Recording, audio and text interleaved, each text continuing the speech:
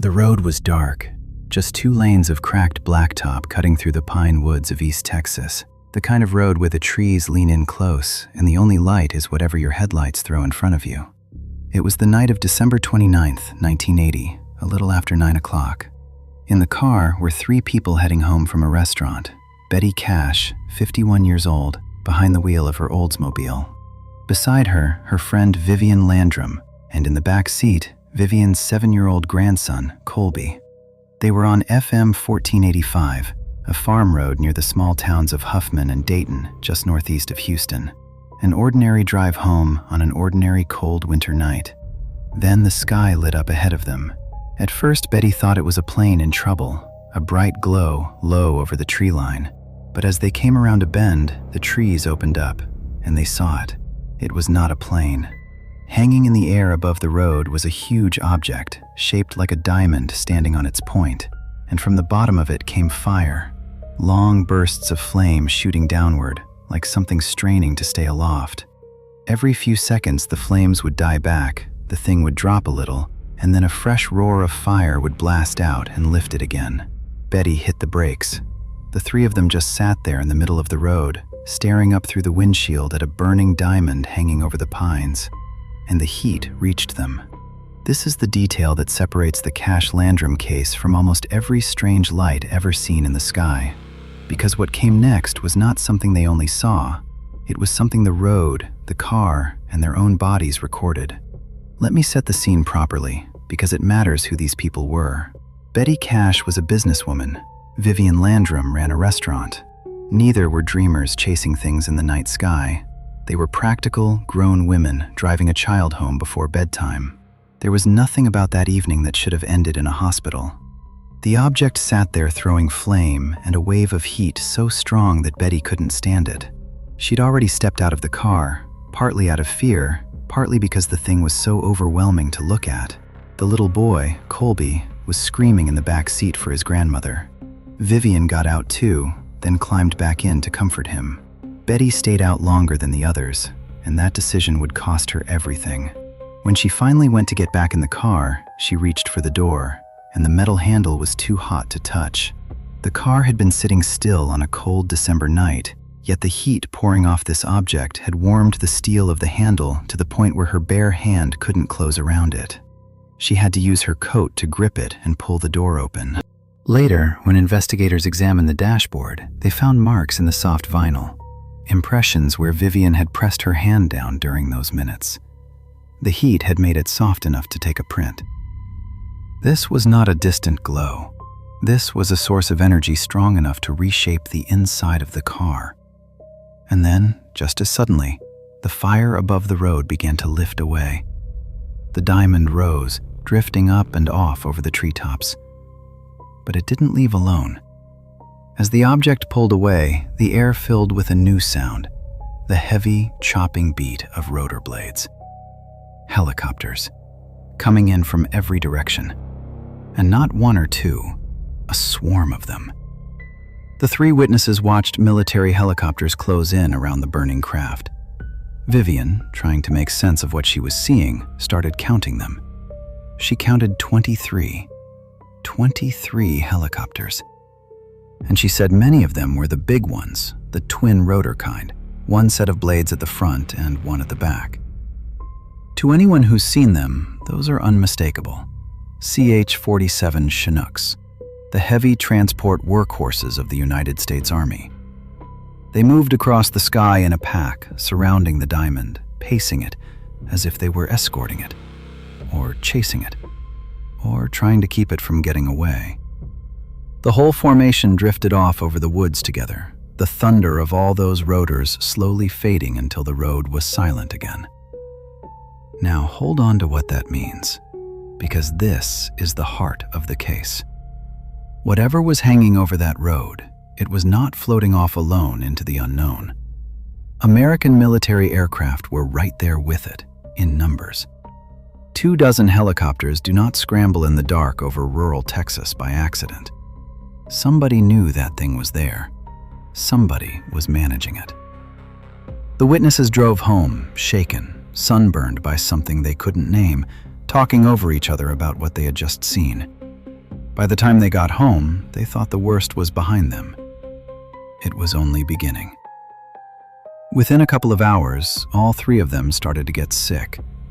It came on like a sudden, violent illness. Nausea, vomiting, diarrhea. Their skin began to burn and redden the way skin does after far too long in the sun, except it was the dead of winter and they'd been outside for minutes at night. Colby broke out in sunburn-like patches. Vivian was sick and sore.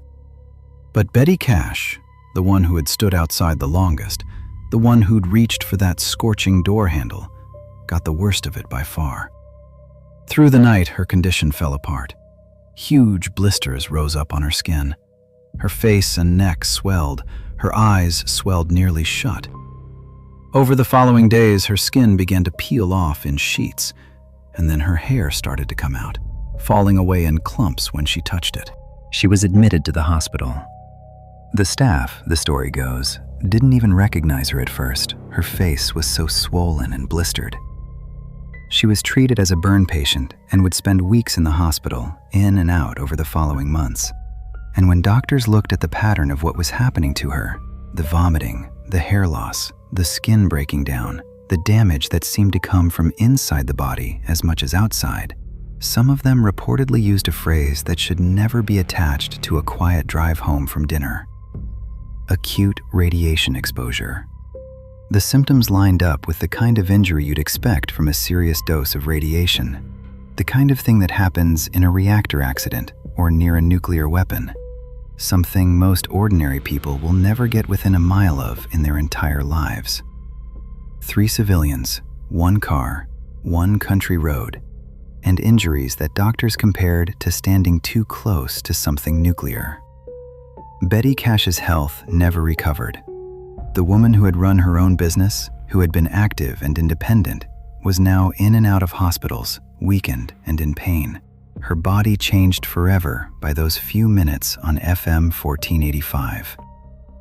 So they went looking for answers, and then they went looking for justice.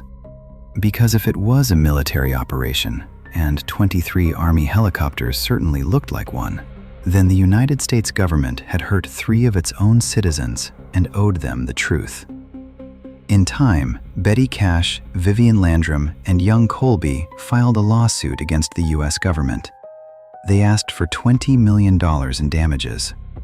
And here is where the case goes from frightening to genuinely strange, because the government's response was not to explain the helicopters or account for the burns or the diamond of fire over the road.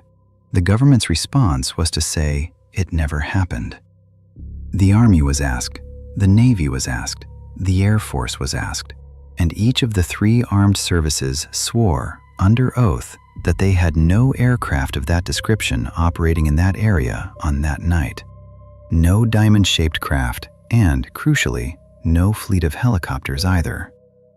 23 helicopters, several identified by trained eyes as Army Chinooks, escorting an object across the Texas sky, and not one branch of the United States military would admit a single one of them was in the air.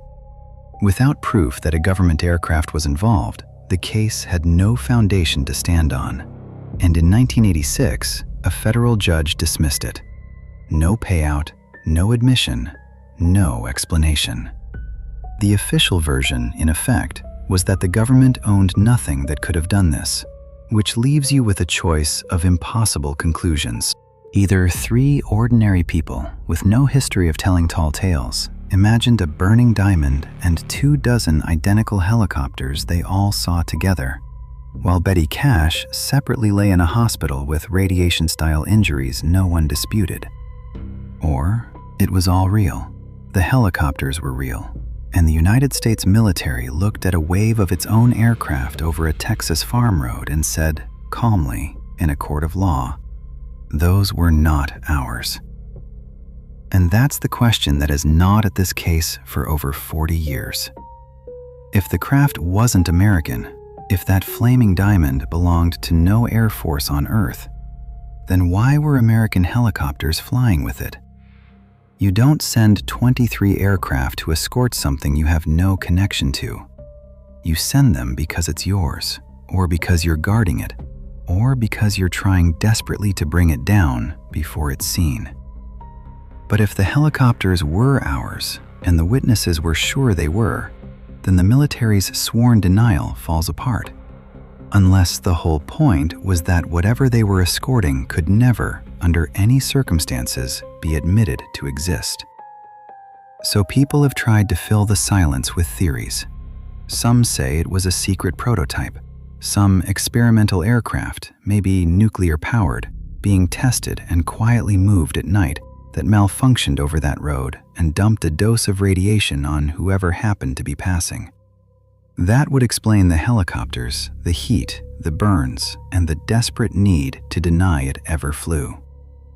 Others say the diamond was never ours at all, that it was something recovered or captured, or something that came down on its own, and the helicopters were the cleanup crew chasing a thing they barely understood and couldn't control. And some take the witnesses at their word right to the end, that what hung over FM 1485 was not from any factory or any base, and the United States military spent that night doing exactly what the three of them watched it do, following something through the dark that it could not stop, could not claim, and could never explain. Whatever the answer, it left 3 real people with real wounds and a federal court with no one to blame. There is one last detail, and it's the kind of thing that turns a cold case into something that feels almost cursed. Betty Cash never got better. The years after that night were years of illness, cancer, heart trouble, one hospital stay after another. Her body never the same after whatever reached her through that car door. And on December 29th, 1998, Betty Cash died. December 29th, 18 years to the day from that night on the road. The exact anniversary of the moment she stepped out of her car and looked up at a diamond of fire. Whatever was over FM 1485 that night, it reached down and touched 3 people who were only driving home. It burned them, sickened them, and faded into the dark behind a wall of military helicopters that, officially, were never there. So if it wasn't a U.S. craft, but our own helicopters were chasing it through the Texas night, then what exactly were they escorting? And what made it so dangerous, so secret, so impossible to admit that the government would rather deny 23 of its own aircraft ever left the ground? What do you think really happened on that dark road outside Huffman, Texas? Tell me down below where you land on this one. And if you want to sit with more cases the records can't explain and no one will own, stay with me here. There are far stranger roads still ahead in the dark.